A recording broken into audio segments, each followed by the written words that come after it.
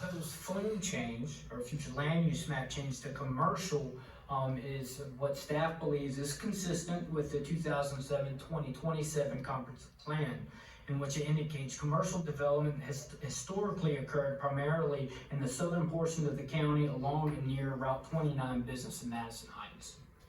Of this property, if you've been on the commission a while, you might recall some cases. Maybe not the first one. A rezoning in 1995 happened, was approved to rezone the project or the subject property from B2 commercial to M1 light industrial. So this property prior to 1995 was zoned B2 commercial. In 2003, a special exception was approved for wholesale and retail modular homes in the M1 district, which never opened. In 2005, another special exception was approved to operate a bazaar and flea market. And then in 2007, another special exception was approved again for the wholesale and retail of modular homes.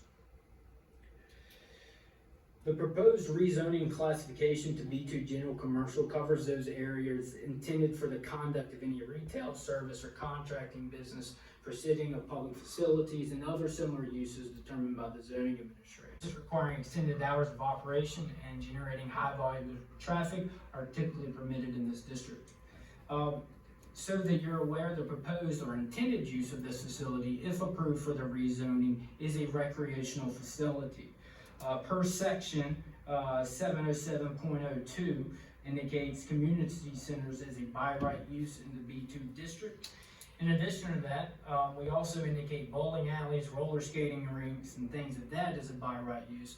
So therefore, staff has deemed the proposed recreational facility as by right if the rezoning is approved. This is the old Skatelin building up the road. We have 5 floors. This is Cooper Steel right here. So right along 29 business. Now I'd like to pull up the zoning. As you can see, the parcel is zoned M1 with B2 on either side and then R2 in the back. You may be asking what the brown is. This is our Parks and Recreation Zone P1 public lands, right up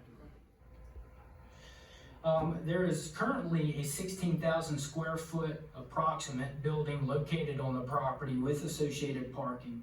There is a proposed site plan for what the applicant or petitioner intends to use with the property. A lot of it is gym equipment. They have a few batting cages and some CrossFit areas. The applicant is here to speak on his request, and he can go over more details of his business plan. Staff does not have any concerns with parking.